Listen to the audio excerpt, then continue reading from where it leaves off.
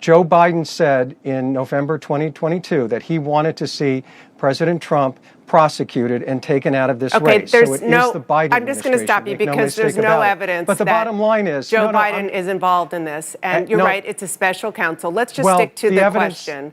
Do you believe that this is something that you'll agree to? The point is that we will not agree to keeping information that's not sensitive from the press. The press and the American people in a campaign season have a right to know what the evidence is in this case, provided that this evidence is not protected otherwise. So we're going to oppose it, as we have. But for whatever reason, these lawyers on the prosecution team want to keep that from the press. Well, won't the evidence come out in trial anyway?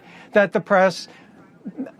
some of it will, not all of it. I'm shocked that the press isn't lined up objecting to this protective order, because not only is President Trump being attacked for his First Amendment rights, now these prosecutors are trying to impinge on the freedom of the press. Okay, let's stick to, I appreciate you trying to stick up for us. What's happening. I'm telling you. I appreciate you trying to stick up for us, but let's talk about the actual I'm telling you what's going on right now. Substance of what they were trying to do in the filing. The former president is calling him deranged and mentally ill.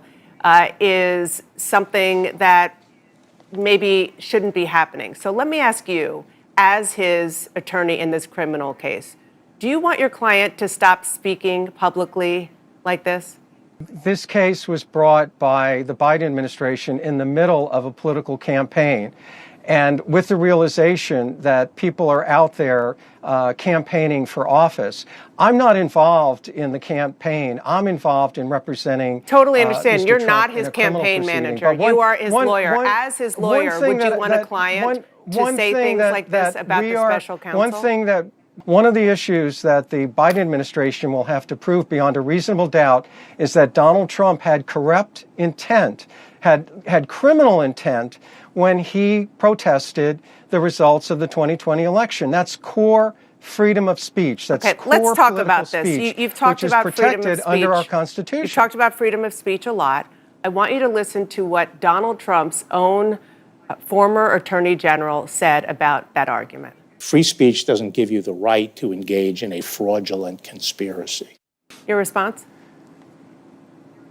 Well, first of all, there was no fraudulent conspiracy. That's part of the reality of the defense.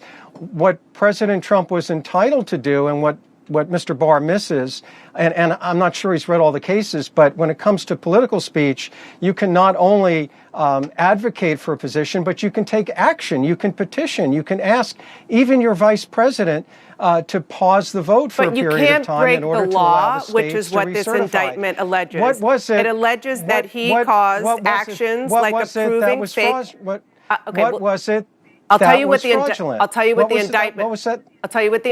says. The indictment says that he attempted to cause actions like approving fake electors, opening sham fraud investigations, and obstructing the certification of the election. Whether he can prove that, that's going to happen in the trial.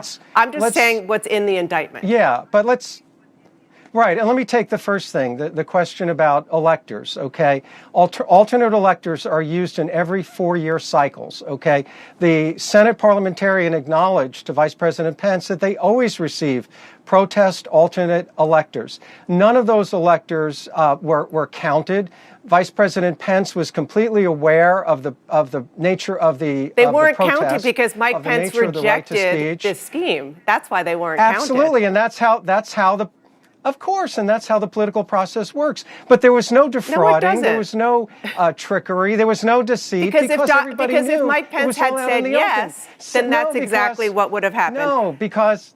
And that's only one. Because thankfully, with freedom of the press, you have to let me finish, though, because, no, but you asked me a question, and I hope you can let me finish, because the government alleges deceit or trickery, and all of this played out in the open. It's all free speech. There was a Supreme Court decision, Hammerschmidt, which is right on point, that says when you're exercising free speech, you're not engaging in a fraud on the government. And that's what, unfortunately, most people don't understand. That's just one example of the actions. That's just one example of the actions in this indictment. But you're entitled. And this is a long list that we've compiled from the indictment. I mean, it's more than a dozen, not speech, actions that the former president allegedly took. Like what? I mean, where do I even start? What? Tell me. Asking the Arizona speaker to interfere with ascertaining Arizona's electors. The Justice Department to conduct a speech. But any alleged asking is speech. But any alleged almost all alleged criminal activity has to do with using words and is speech. And that's listen. What you don't this is obviously the defense that you're going to use, and it will be fascinating to see how it works out in a court of law.